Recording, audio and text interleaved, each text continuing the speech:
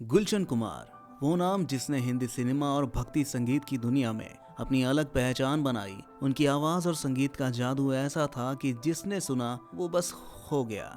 उन्होंने ना सिर्फ भक्ति संगीत को लोगों के दिलों तक पहुंचाया, बल्कि सिनेमा की धारा ही बदल दी। उनकी मेहनत और जुनून ने उन्हें उस मुकाम तक पहुंचाया जहां बड़े बड़े सितारे और बिजनेस के दिग्गज भी उनके आगे छोटे लगने लगे। क्या आप जानते हैं जो आज देश के सबसे बड़े स्टार और दौलत के मालिक हैं? उन्होंने अपनी जिंदगी की शुरुआत दिल्ली की सड़कों पर जूस बेचकर की थी। उनकी किस्मत ने ऐसा पलटा खाया कि साधारण जिंदगी जीने वाला ये इंसान देश का सबसे बड़ा टैक्स भरने वाला बन गया। लेकिन यही सफलता उनकी सबसे बड़ी दुश्मन भी बन गई। भोलेनाथ के सच्चे भक्त जिन्होंने अपनी श्रद्धा और भक्ति से लाखों दिलों के दिलों में जगह बनाई, उनके साथ ऐसा क्या हुआ कि एक मंदिर के बाहर उन्हें 16 गोलियां मार दी गई। गुलशन कुमार का जन्म 5 मई 1951 को दिल्ली के एक पंजाबी हिंदू परिवार में हुआ था। उनके पिताजी चंद्रभान भारत पाकिस्तान के बंटवारे के बाद दिल्ली आए थे और दरियागंज के तंग गलियों में फलों का जूस बेचने का काम शुरू किया। गुलशन अपने भाइयों में सबसे बड़े थे। वो अपने पिताजी के साथ जूस बेचने में मदद करते और साथ ही साथ पढ़ाई भी करते। गुलशन के सपने बहुत बड़े थे और उन्हें जल्दी एहसास हो गया कि जूस की दुकान से उनके सपने पूरे नहीं होने वाले। उनका दिल तो बस हिंदी सिनेमा की चमकती दुनिया में बसता था। वो हीरो बनना चाहते थे। अपने इस ख्वाब को सच करने के लिए उन्होंने मुंबई का रास्ता पकड़ लिया। मुंबई पहुंचकर उन्होंने एक प्राइवेट कंपनी में क्लर्क की नौकरी शुरू की, लेकिन उनका मन तो बस फिल्मों में काम पाने के लिए बेचैन रहता। वो फिल्मी दुनिया के लोगों से काम मांगते, लेकिन हर बार निराशा ही हाथ लगती। धीरे धीरे उनकी नौकरी भी छूट गई और हालात इतने खराब हो गए कि उन्हें गुरुद्वारे में शरण लेनी पड़ी। हार मानकर वो दिल्ली वापस आ गए। इस दौरान उनके पिता ने जूस की दुकान बंद कर दी और रिकॉर्डेड गानों के कैसेट्स बेचने का काम शुरू कर दिया। यहीं से गुलशन कुमार की जिंदगी ने एक नया मोड़ लिया। उन दिनों कैसेट्स बहुत महंगे हुआ करते थे और ग्रामोफोन जैसी बड़ी कंपनियां इन्हें आम लोगों की पहुंच से दूर रखती थी। साथ ही इन कंपनियों की उत्पादन क्षमता भी मांग के मुकाबले काफी कम थी। ऐसे में कुछ छोटी कंपनियों ने पायरेटेड कैसेट्स बनाकर सस्ते दामों में बेचना शुरू कर दिया। गुलशन कुमार ने मौके को पहचाना और पायरेटेड कैसेट्स बेचने का काम शुरू कर दिया। उन्होंने दूसरे ब्रांड की तुलना में अपने कैसेट्स को काफी सस्ते दाम पर बेचना शुरू किया। जहां बाकी कंपनियां एक कैसेट 60 रुपए में बेचती थी, गुलशन कुमार ने वही कैसेट सिर्फ 25 रुपए में बेचना शुरू किया। उनकी ये चाल हिट साबित हुई। उनकी कमाई तेजी से बढ़ने लगी और उन्होंने अपनी कंपनी सुपर कैसेट इंडस्ट्रीज की शुरुआत की। दिल्ली से नोएडा शिफ्ट होकर उन्होंने अपनी म्यूजिक कंपनी को और बढ़ा दिया।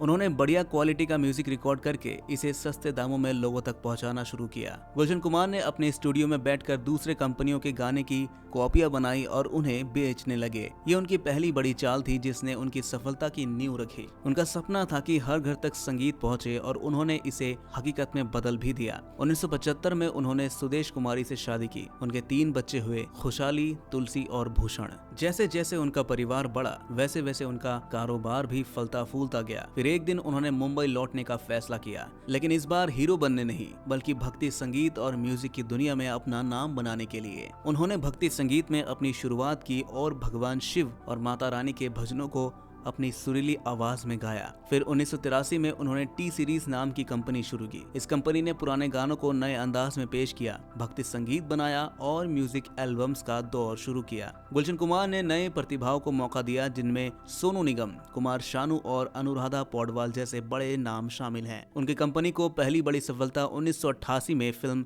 कयामत से कयामत तक के साउंड ट्रैक से मिली, जिसने म्यूजिक इंडस्ट्री में धूम मचा दी। 1988 में जब कयामत से कयामत तक के गाने सुपरहिट हुए तो टी सीरीज म्यूजिक इंडस्ट्री में अपनी खास पहचान बनाने लगी। लेकिन असली धमाका तो 1990 में आशिकी के साथ हुआ। इस फिल्म के गाने इतने पॉपुलर हो गए कि हर घर में बस यही संगीत सुनाई देता था। गुलशन कुमार का नाम हर किसी की जुबान पर था। उनका सपना था कि टी सीरीज सिर्फ गानों तक सीमित ना रहे, बल्कि एक ऐसा मंच बन जाए जहां नए टैलेंट्स को अपनी पहचान बनाने का मौका मिले। उन्होंने भक्ति संगीत, रिमिक्स गानों और म्यूजिक एल्बम्स के साथ फिल्मों के निर्माण में भी कदम रखा। लेकिन जहाँ इतनी बड़ी सफलता मिली, वहीं विवादों और दुश्मनी भी बढ़ने लगी। गुलशन कुमार का एक सपना था अपने छोटे भाई किशन कुमार को फिल्मों में हीरो बनाना। उन्होंने 1993 में फिल्म आजा मेरी जान बनाई और कृष्णा कुमार को लॉन्च किया, लेकिन अफसोस फिल्म फ्लॉप हो गई। इसके बाद उन्होंने कसम तेरी कसम और शबनम जैसी फिल्में बनाई, पर ये भी बॉक्स ऑफिस पर चल नहीं पाई। हालांकि इन फिल्मों के गाने सुपरहिट साबित हुए।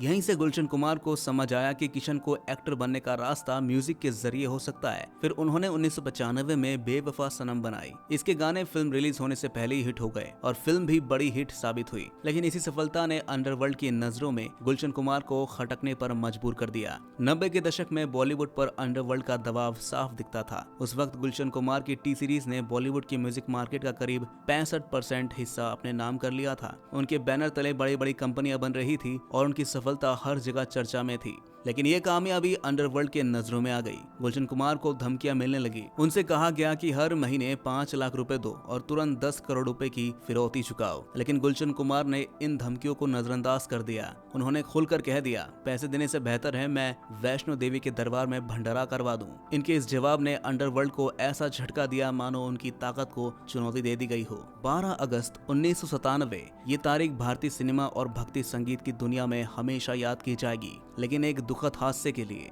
गुलशन कुमार रोज की तरह उस दिन भी मुंबई के जितेश्वर मंदिर में पूजा करने गए थे। लेकिन उस दिन उनके साथ उनका बॉडीगार्ड नहीं था। पूजा के बाद जब वो अपनी कार की तरफ जा रहे थे तभी अचानक एक आदमी ने उनके सिर पर बंदूक तान दी। गुलशन कुमार ने अपनी जान बचाने की पूरी कोशिश की। वो इधर उधर भागे, पास के घरों के दरवाजे खटखटाए, लेकिन कोई भी उनके मदद के लिए आगे नहीं बढ़ा। आखिरकार हत्यारों ने उन्हें घेर लिया और उनके शरीर पर 16 गोलियां दाग दी। गुलशन कुमार वहीं मंदिर की दीवार के पास गिर पड़े। इस खौफनाक हत्या ने पूरे देश को हिला रख दिया। बॉलीवुड में गम का माहौल छा गया। लेकिन इस घटना ने कई सवाल भी खड़े कर दिए। उनके बॉडीगार्ड को वहां न होना, हत्यारों का उनके आने जाने का सटीक समय कैसे पता था और उनके लिए किसी का दरवाजा ना खोलना। गुलशन कुमार की मौत के बाद उनका परिवार पूरी तरह बिखर गया। उनके बिजनेस पर उनके दूसरे भाइयों ने कब्जा करने की कोशिश की, लेकिन उनके छोटे भाई कृष्ण कुमार ने हिम्मत दिखाते हुए कंपनी को संभाला। जब तक उनके बेटे भूषण कुमार बड़े हुए तब तक कृष्ण कुमार ने टी सीरीज को संभाल कर रखा। बाद में भूषण कुमार ने कंपनी की बागडोर संभाली और इसे एक अंतर्राष्ट्रीय ब्रांड बना दिया।